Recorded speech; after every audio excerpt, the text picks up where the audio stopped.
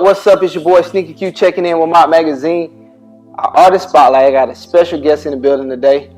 ATL's on. Jay Young, Mr. Double Threat himself.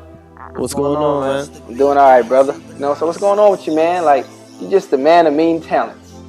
Well, first of all, thank you. Coming from you, I just want to say thank you.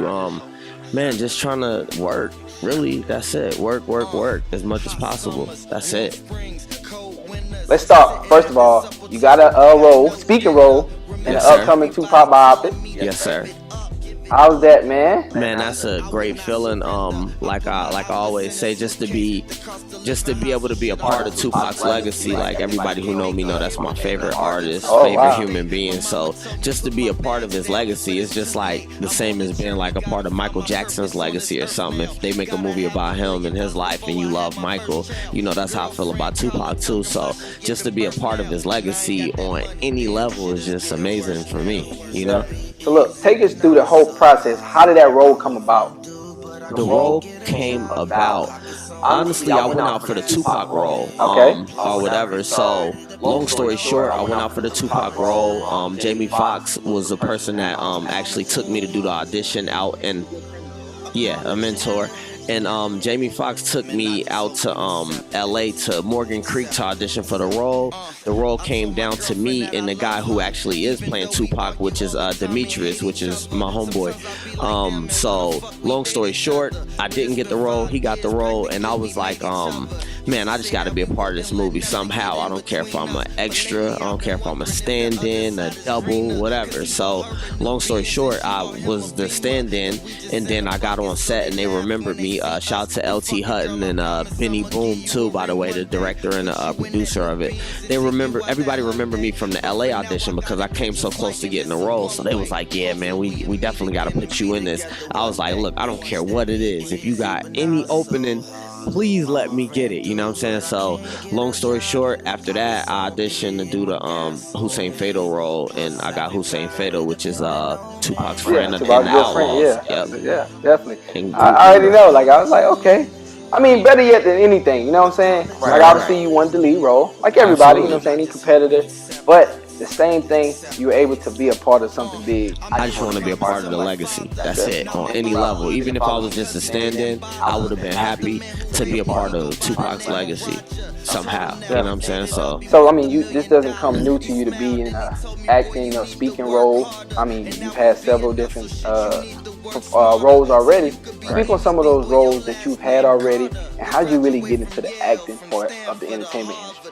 Acting, to be honest with you, I've always, those who know me know I do music, and you know that's like my first love and everything. So, really, acting just came about by me just being like an entertainer, and then just being like, okay, I'm gonna go on these movie sets. And when I went to the movie sets, my whole goal was really to like promote my music.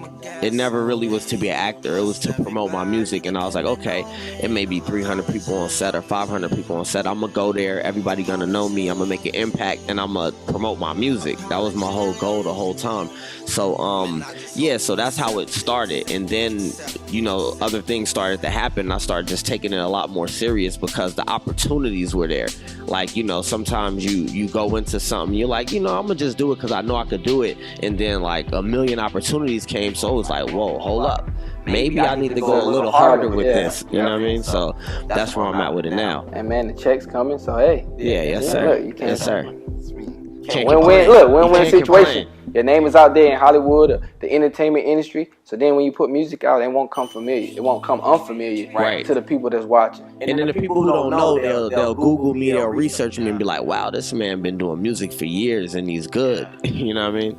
He been a part of the scene for years. So yeah, man, kudos to you on that. I mean, I always tell people the best way to get in the industry, if you can't get that direction, is to kind of maneuver your way around. I mean, absolutely. And some people use the entertainment, you know, getting into TV and film. Right. And then some use it as dancing, and, you know, for a female standpoint, some use the models. to be a model as a typical. But I mean, hey. I mean, whatever you got to do to get in. The name of the game is get in the game. You can't change nothing on the bench. Definitely not in the stands. You can't do nothing. So you got to go from the stands to the bench to the sixth man to the star. Eventually, the star of the team. So look, now I went and checked your EPK out. Dope. You know what I'm saying? Well professional, well done. So you dropped 2 songs. You dropped the freestyle that went viral. Shout out to the Dirty Boys. You're on this show. Oh yeah, shout out to E.T., J Nix, and everything for that dope interview. You dropped a dope freestyle that went viral. But also you got 2 songs. I Miss You. And then you have Apology. Yes, sir. Apology being my favorite. Okay. You know what I'm saying? Like, you were speaking on some real life stuff. Straight from the heart. Just like real honesty on that record. Like from beginning to end, like all of that is just honesty.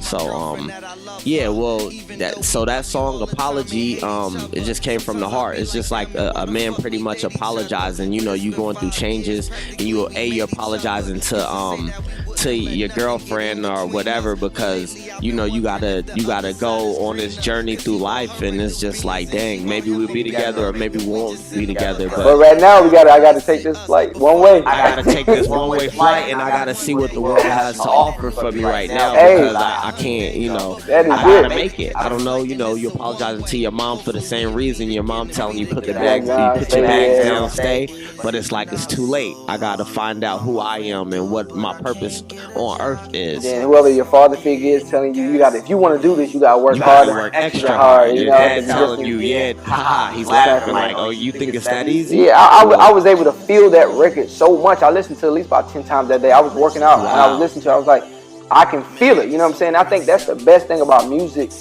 and certain people that I actually can listen to a lot is if I can feel it and relate to it. And that track, like the video and everything, I like the whole everything behind the video. You know what I'm saying? The whole concept, what I'm saying? The place it was at, it was a dope concept to the video.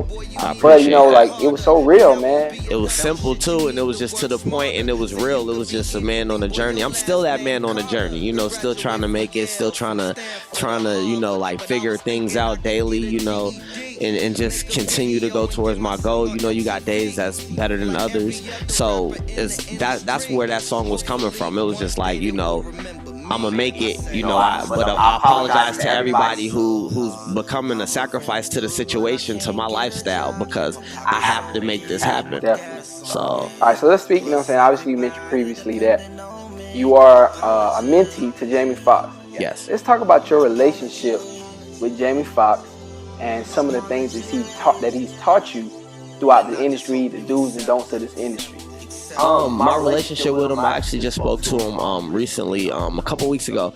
But my relationship with him, man, I just hit him up for advice. He gave me advice, and the biggest advice that he's really given me, well, really most of the advice that I get from him is just when I'm around. Like, you know how it is, like someone may not even say nothing, but you just like soaking up things and like a sponge, and you just listening and just paying attention. So a lot of the things that I learned from him is just by being around him. Whenever I'm around him or whenever I talk to him, he say things like he's like a walking bowl of knowledge. You know what I'm saying? Like, so he say things and I'm just like, oh, damn.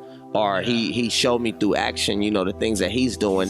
And this man, you talk about someone that's so talented and has blew up on so many different levels, whether it's acting, whether it's music, it's comedy, producing, directing, so he's just levels. And when I seen the relationship between you guys, I was like, yo, like that's like the perfect match, I would say, because with you being multi-talented, and then also with Jamie Foxx being multi-talented, he's able to tell you how to maneuver and how to multitask these different objects. Right. So I thought that was really dope.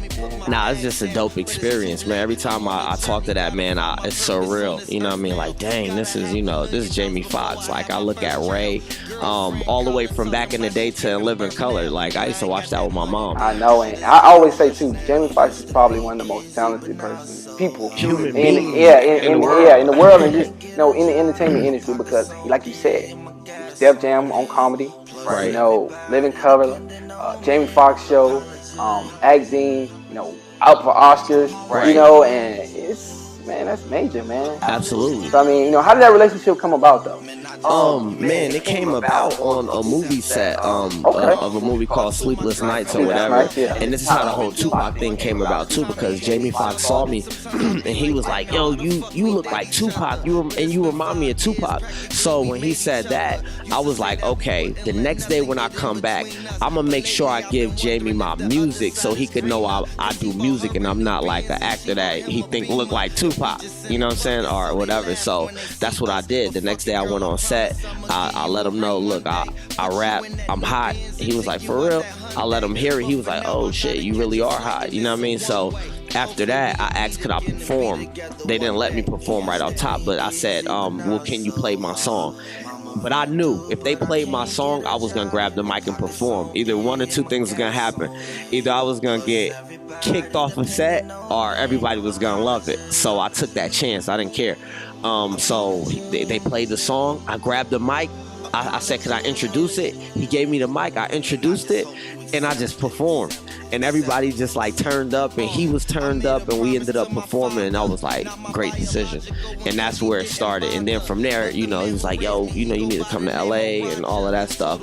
And then I ended up taking a trip to New York, like right after that. And then I hit all those people. I hit Brains, I hit his dude Jack, I hit everybody, Dave Brown, everybody in the circle. Like, look, I'm about to come to LA. What's up? Was that, you know, was y'all playing or not? Because I'm really coming. I flew myself out there, and I was calling them while I was there, and I ended up linking up with them, and that's how everything started. That was that one way you was talking about? Was that the one way? Hey, was that the one way? The funny thing is, I was talking about a one way before that, but that was the one way. That was the one way. So it's crazy how you speak things into existence. There you have it, man. But yeah, keep that relationship, keep that open line of contact. Absolutely. You know, so with the music now, you know, we're on the latter part of 2016. Yes, sir. But I mean, we spoke off camera. You have a bunch of music, you know, that isn't released yet. Take us through your thought process. Take us through like the creative process of you know, when you go into the studio, and you know, some of the concepts that you use, and you know, how do you look to record music? When I record music, well, it depends if I'm featuring on somebody's record or if it's my original, just my record. Man, when I record music, I just go to the studio. I don't write music. I just like go to the studio. I hear the beat, and that's how I'm feeling at the time. Like, we could go through 10, 20 beats or whatever, and I'm like, that one right there. And I just go in the booth and I just record it. I don't think, you know, I just think whatever I'm thinking right then and there is what I'm thinking. So that's what I'm going to record. If it's a feature, of course, I'm listening to what someone else said, and it's like, okay. And then I just see how I feel about that same subject, but from my point of view versus their point of view. They might be talking about love, and you know, they come with how they feel about love or whatever, and then I talk about love, how I feel about love, you know, within the rim of that specific record. Yeah.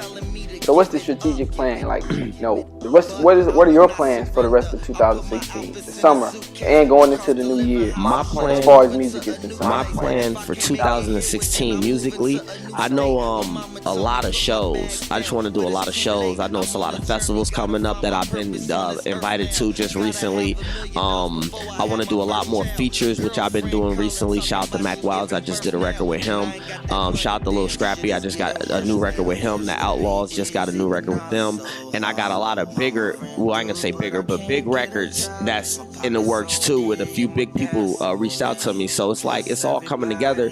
So my main thing now is just like, as many features as possible, as many shows as possible, and I got a lot of shows that's about to come up in London too. So they've been reaching out to me from overseas. So really to go back and forth between London, Atlanta, LA, well, the United States. So just a whole lot of that, and just linking up with dope people like you, be on as many blogs as possible, and just, you know, working with work. Like, whoever got something big going on, I just want to be a part of that. You know, I'm independent. I own my own label. I'm signed to my own label. So I just want to work with everybody and just continue. So really, you don't want to be signed to a label? I don't want to be signed to a label.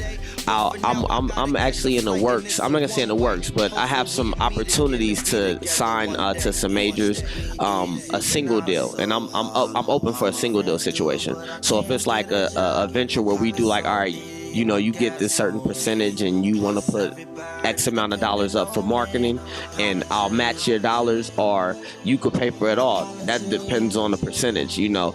But I'm open for that. I'm open for a single deal situation. As far as like more of a label deal situation, if I was to do that, it would just have to make sense. You know, it would have to make sense.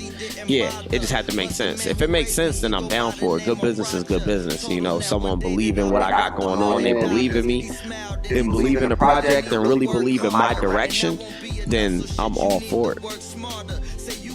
Oh yeah, the money and opportunity. Opportunity. I mean, it goes hand in hand. Yeah, it goes hand in hand.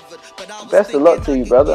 You know, keep that tenacity. Keep working. Absolutely. You know, keep doing what you're doing. You know, because I mean, it's not going to notice.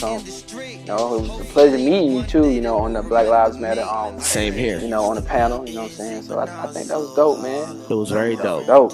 I enjoyed it. I enjoyed it a lot. Before we get out of here, man, I want you to drop all your social media. You know, where they can find your music and everything else. Okay. Music, you could just go to iTunes, type in Jay Young. My latest single on iTunes is I Miss You, so please go get that. I have a project on iTunes also called Before I Go Hollywood, and I'm working on a new project that'll be available on iTunes soon. Social media is Jay Young MDK. That's all around the board. No matter what site you go on, if I'm on that site, it's Jay Young MDK. So at Jay Young MDK, and also you could go to jyoungmdk.com. Or just Google me. Type in JYOUNG. There you have it, man. It's your boy SneakerQue, homie Jay Young. Yeah. Mr. Double Threat himself, man. Until next time, Mott Magazine. Yo, next time. We out. Peace.